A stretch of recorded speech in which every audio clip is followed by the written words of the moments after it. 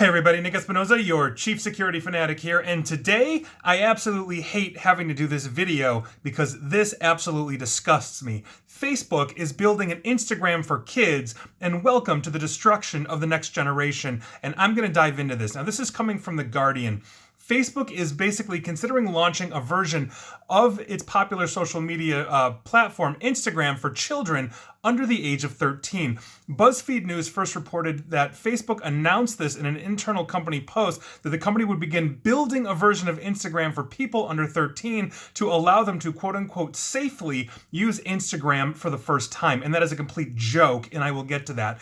Currently, the company does not allow people under this age to create an account on the platform, but anybody can lie and set up an account right now, which is another problem they have. Now, a spokesperson for Facebook told The Guardian that the company was exploring a parent-controlled version of Instagram similar to the Messenger Kids app, which is basically for kids between 6 and 12, which I obviously have a serious issue with, but messaging is not the same as social media. Now, according to the same spokesperson, and I quote, "Increasingly kids are asking their parents if they can join apps that help them keep up with their friends.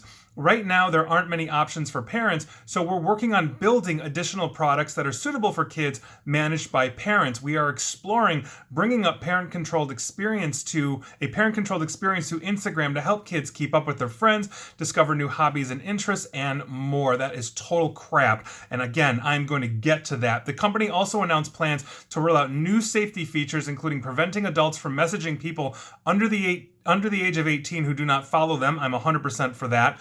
Safety notices for teens when messaged by an adult sending a large amount of friend requests or messages to people under 18. I'm also a fan of that. And make it more difficult for adults to find and follow teens using the search function on Instagram.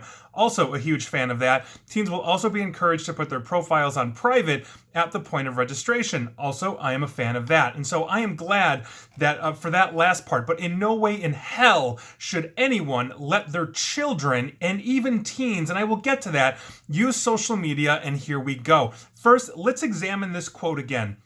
"Increasingly, kids are asking their parents if they can join apps that help them keep up with their friends. Right now, there aren't many options for parents. Here's an option. Say no.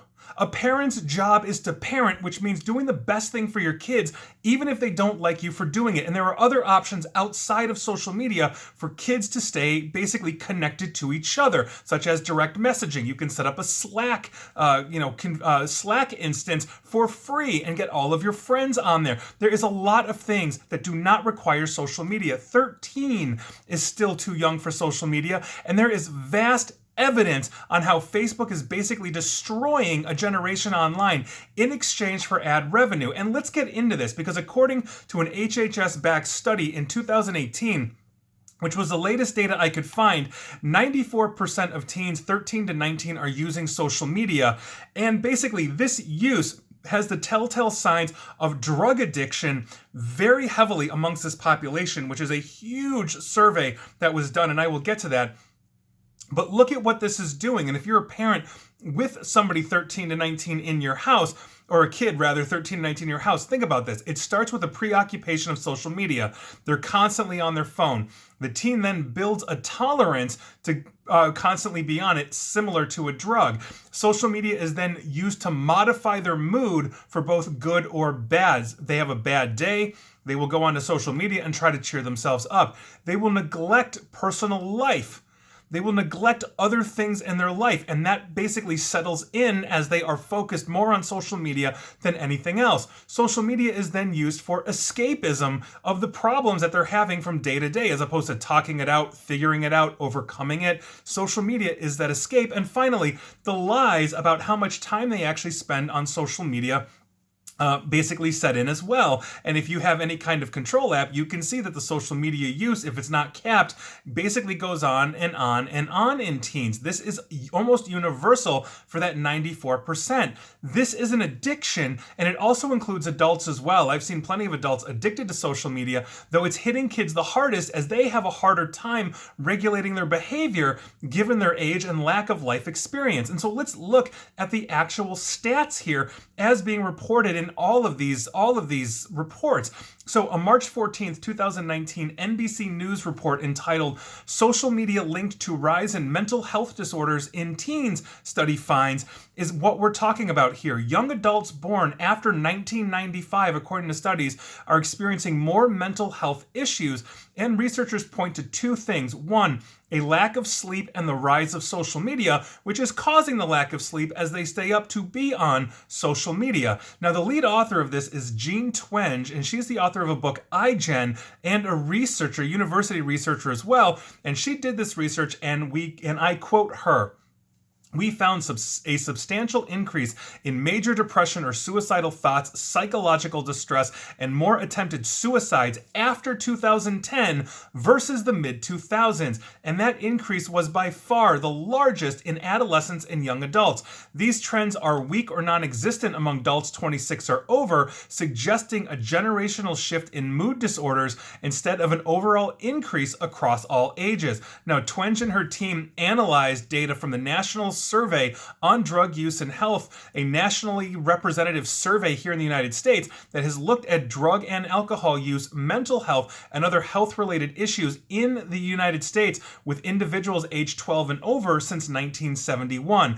They looked at survey responses for more than 200,000 adolescents, basically aged 12 to 17 from 2005 to 2017, and almost 400,000 adults aged 18 and over from 2008 to 2017. Now, the questionnaire did not ask participants if they were diagnosed with depression or another mental condition, but instead asked individuals if they had experienced depressive symptoms in the past year. The rate of individuals reporting symptoms consistent with major depression in the last 12 months, this would be 2019, increased 52% in adolescents from 2005 to 2017 and 63% in young adults aged 18 to 25 from 2009 to 2017. There was also a 71% increase in young adults experiencing serious psychological distress in the previous 30 days between the years 2008 and 2017.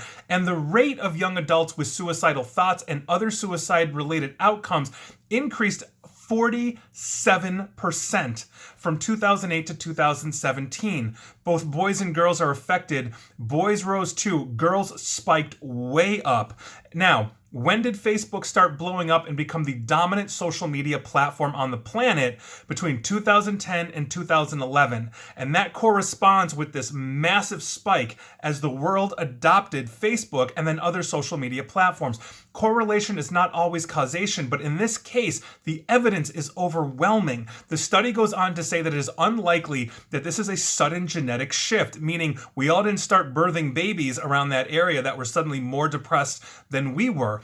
Other recent studies have shown that more social media use is associated with increased reported symptoms of social anxiety, social isolation, and feelings of loneliness. So we have all the hallmarks of an addiction, as I just laid out. A massive spike and increase in depression and suicidal thoughts and tendencies in both boys and girls aged 13 to 19 over that same time span as the rise of Facebook and other social media. And now they want to hook children 12 and under? Is anyone actually okay with Mark Zuckerberg doing this? Is the ad revenue money that he will add to his company worth the mental well-being of the next entire generation? Mark Zuckerberg doesn't care anything except about himself and the bottom line, and this is disgusting.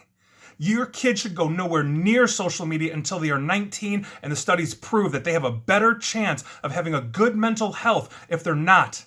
And if you are a parent, then parent. And say no, and it sucks, and it's tough, and I get that. But the end result, the other side of this coin, is your kid might kill himself.